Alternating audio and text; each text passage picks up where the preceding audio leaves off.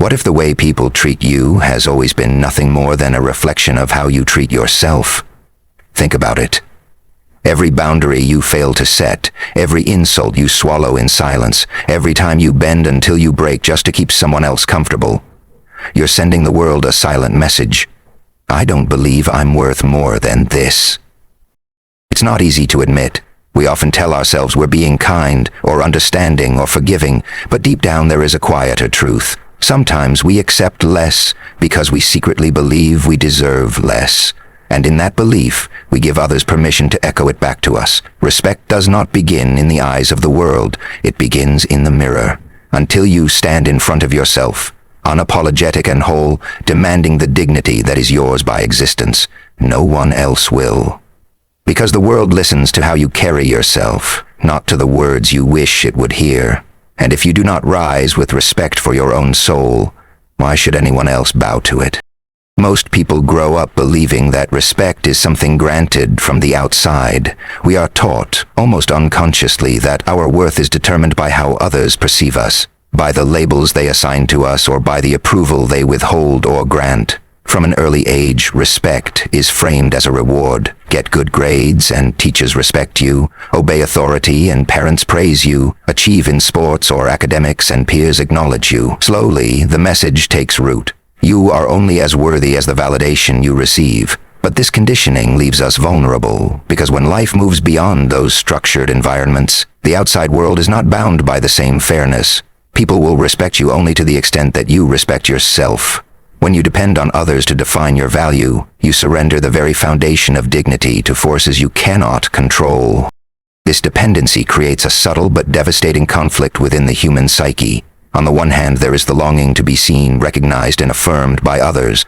On the other, there is the quiet realization that chasing validation is endless and exhausting. Think of how society glamorizes achievements, titles, and appearances, suggesting that if you acquire enough, you will finally command respect. But in reality, those who chase approval most desperately are often the ones dismissed most easily. Machiavelli observed that people quickly lose regard for those who project weakness because weakness invites contempt. And what is weakness if not the inability to stand firm in who you are without begging others to confirm it? The contradiction is clear. The more you seek respect externally, the less you receive it. The misconception deepens when people confuse fear with respect. Many individuals believe that commanding authority or dominance will force others to treat them with deference. But fear is a fragile mask. It creates compliance, not respect. The moment the fear dissolves, the false image crumbles. Respect cannot be forced through intimidation, nor bought with wealth, nor sustained with charm. It must grow from within, an unshakable conviction in your own dignity. This is why those who seem unassuming yet grounded in their self-worth often attract the deepest admiration. They do not clamor for attention, they do not bend for approval, and yet people instinctively honor them. What the world senses in them is not arrogance, but alignment. They have learned that external recognition is unreliable, but self-respect is indestructible once claimed. The deeper tragedy is that many never realize this, and so they spend years twisting themselves into shapes to win respect that never arrives. They overextend in relationships, sacrificing their needs to be liked. They stay silent in workplaces when overlooked or underpaid, hoping patience will earn them acknowledgement. They contort their personalities, their dreams, even their principles, imagining that if they give enough of themselves away, others will finally respect them. But this is not how human psychology works. People rarely respect what they exploit. When you signal, even unconsciously, that you are willing to betray yourself for approval, others learn to take advantage rather than to honor you. This is the cruel paradox. Self-betrayal never earns you loyalty. It only teaches others that your boundaries are negotiable. Philosophy and psychology both point to the same conclusion. Respect is not granted on the basis of goodness alone, nor even competence alone. It emerges from a visible alignment between inner belief and outward behavior. If you do not believe in your own worth, no amount of pleading will make the world believe it for you. The Stoics understood this long ago, teaching that the opinions of others are beyond our control, and therefore should not dictate our peace. Modern psychology echoes this through the concept of self-esteem. Until a person establishes a stable sense of internal worth, external validation will feel hollow or fleeting. In other words, you can chase applause endlessly, but if you don't believe you deserve respect, the sound will always echo empty inside you. And yet, the misconception persists because society thrives on it. Entire industries depend on convincing you that respect and worth can be purchased. From luxury brands that sell status symbols to social media platforms that turn validation into a currency of likes and followers, the more easily you are manipulated into chasing external symbols of respect. But this cycle is designed to keep you running, never resting, always craving. That craving is profitable to others but destructive to you, because the longer you run after outside respect, the further you drift from the inner foundation where true respect is born. Until you break that cycle, the conflict will always tear at you. You will appear successful but feel hollow, appear respected but secretly doubt yourself. The harsh truth is that respect cannot be begged for, borrowed, or stolen. It cannot be tricked out of people with charm, nor secured by hiding your flaws. It begins in the silence of your own mind, in the decision to honor yourself, whether or not the world applauds. This is why those who cultivate genuine self-respect radiate a presence that cannot be faked. They are not perfect, but they are whole. They may stumble, but they do not kneel before false gods of approval. They are respected not because others were generous enough to grant it, but because their very being makes it impossible to treat them otherwise. This is the great misconception undone. Respect is not something you earn by proving yourself to others. It is something you generate by refusing to betray yourself. You know the feeling of laughing at a joke that cut too deep, pretending it didn't hurt, because you were afraid that calling it out would make you seem too sensitive? In that moment you abandoned yourself, just a little.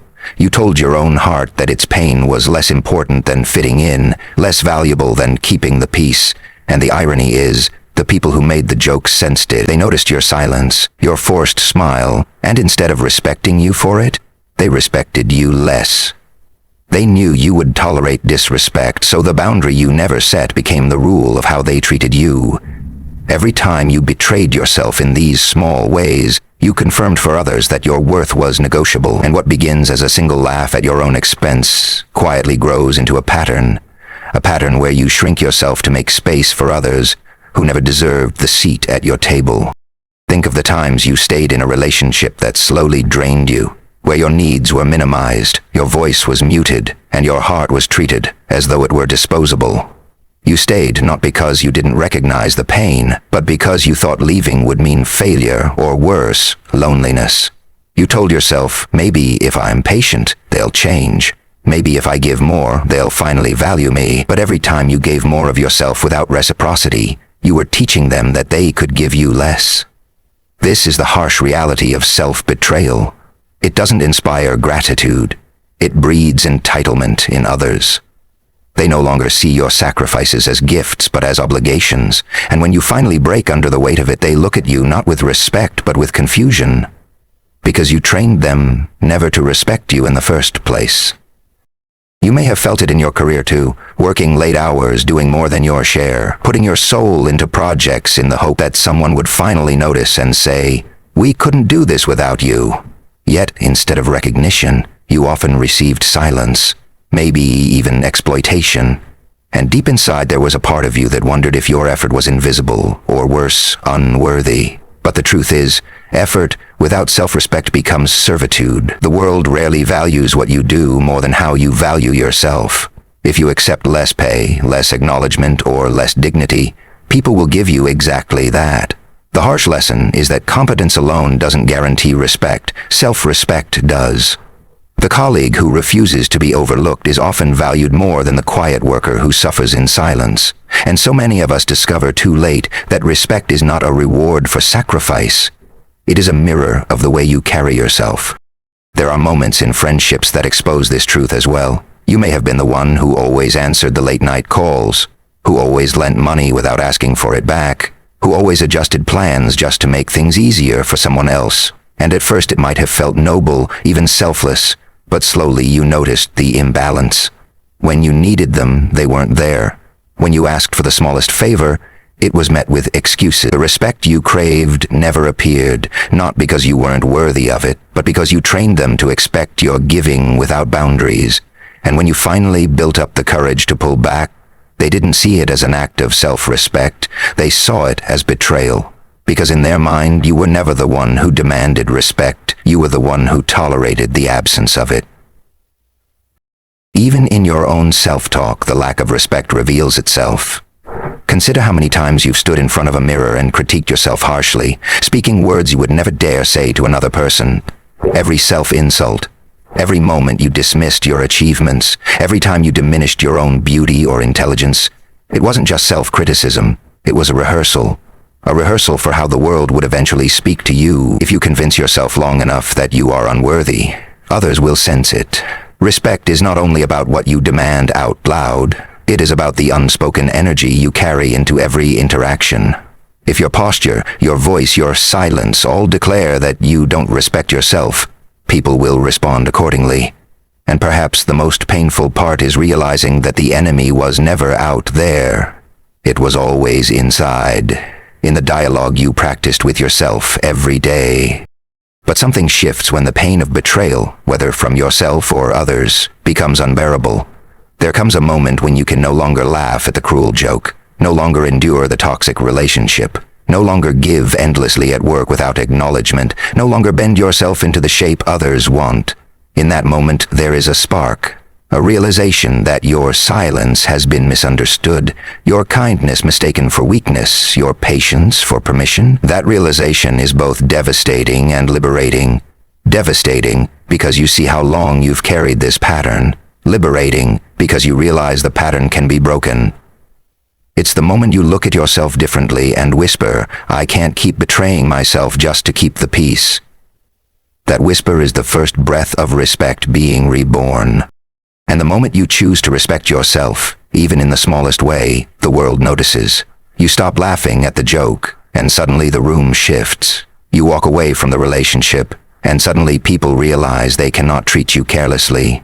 You ask for what you deserve at work, and suddenly your presence commands attention. You no longer bend in friendships until you break, and suddenly people show up differently, or fall away entirely. These transformations do not happen because others became kinder or wiser overnight. They happen because you changed the contract. You stopped signaling that your worth was negotiable, and in doing so you taught the world how to treat you, not by words alone, but by the quiet power of your actions. Respect, in the end, is not something you wait to receive. It is something you embody until others have no choice but to recognize it. There comes a moment when silence is no longer empty but sacred. When you sit alone with yourself, without distractions, without the noise of other people's voices, and something inside you stirs. For years you may have feared being alone because solitude forced you to face the weight of your own thoughts. But in that solitude, something remarkable happens. The first glimmer of strength appears. You realize that you have endured storms you once thought would destroy you. Every scar becomes visible, not as shame, but as evidence of survival. And in that realization, you feel the faint pulse of self-respect returning, as if it had been waiting quietly in the shadows for you to finally notice it.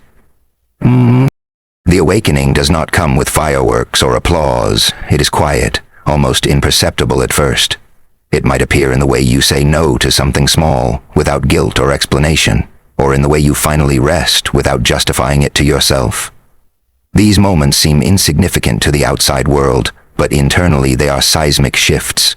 Because every time you choose yourself, you begin to rewrite the narrative that once defined you. You no longer exist as someone who bends for everyone else.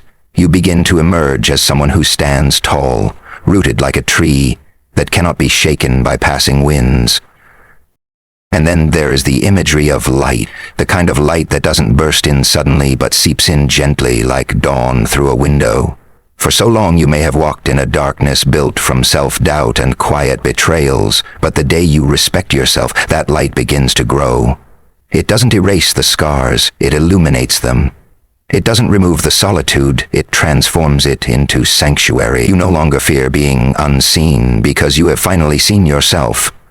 The light is not about being admired or validated. It is about realizing that even in your quietest, most wounded moments, You were always worthy.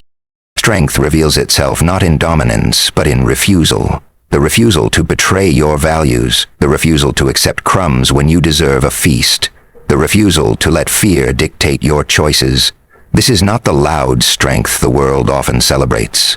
It is a quieter, fiercer kind of power. It is the strength to walk away from applause if it costs your dignity. It is the strength to stand alone rather than kneel in company that diminishes you. And the more you exercise this strength, the more natural it becomes, until self-respect is no longer an effort but your default state of being. People around you may notice the shift, they may even resist it, but that resistance is proof that your new boundaries are real. And what of the scars? The old wounds from past disrespect, betrayal, or neglect. For years you may have tried to hide them, fearing they revealed weakness. But with awakening comes a revelation. Scars are not signs of fragility, they are marks of endurance. They tell the story of battles fought in silence, of nights you thought would never end, of days where rising from bed was an act of defiance. When you embrace your scars instead of concealing them, they transform into a kind of armor. Not armor that closes you off, but armor that reminds you that nothing can truly break you anymore. Your scars become proof not that you were hurt, but that you healed. There is also a stillness that accompanies awakening, not the stillness of emptiness, but the stillness of clarity. In this stillness, you are no longer running after respect, no longer begging for it, no longer exhausting yourself to prove you are enough. You realize you do not need to shout to be heard. The quiet authority of someone who respects themselves speaks louder than any performance ever could. Others may sense this shift before you fully articulate it. They notice it in your gaze, in your voice, in the way you no longer apologize for existing. The stillness becomes your strength, and from it, everything else begins to align. And so, awakening becomes not an event, but a way of living. Every choice, every boundary, every act of self-love reinforces the truth you have finally claimed, that you were always worthy of respect, even when you forgot it yourself. The inner strength you now carry is not fragile. It cannot be taken away by others because it was never theirs to give. It is born from solitude, lit by scars, grounded in silence, and carried in every step you take. And from this place, life begins to transform, not because the world has changed, but because you have. The revolution you are searching for will never arrive wrapped in applause or recognition from others.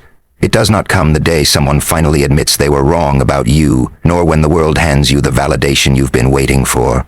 The revolution begins quietly, in the moment you decide to honor yourself, without conditions. That moment may look ordinary on the outside, choosing rest without guilt, speaking a boundary without apology, walking away from disrespect without fear, but inside, it is monumental. It is the moment your soul rises and declares, "I will no longer wait to be seen, I will see myself." And in that simple act, something irreversible begins. Respect is no longer a currency you chase, but a truth you embody. You stop being a hostage to opinions, because your foundation is built from within. That is the beginning of real freedom, the kind that no one else can grant or take away. True respect is never about performance or perfection, it is about authenticity. When you strip away the masks you once wore to please others, when you stop tailoring yourself to fit their comfort, what remains is something unshakable. People may not always like the version of you that refuses to be diminished, but they cannot help but acknowledge it. Even resistance becomes a form of recognition, because your very existence demands a response. Respect rooted in selfhood is not fragile. It does not depend on being flawless or unscarred. In fact, it often deepens when people see the weight you carry and the dignity with which you carry it. And slowly, without effort, you notice a shift. You are no longer tolerated. You are regarded, not because you begged for it, but because you finally respected yourself enough to command it. The truth is that outward revolutions are fragile if they are not built upon inner revolutions.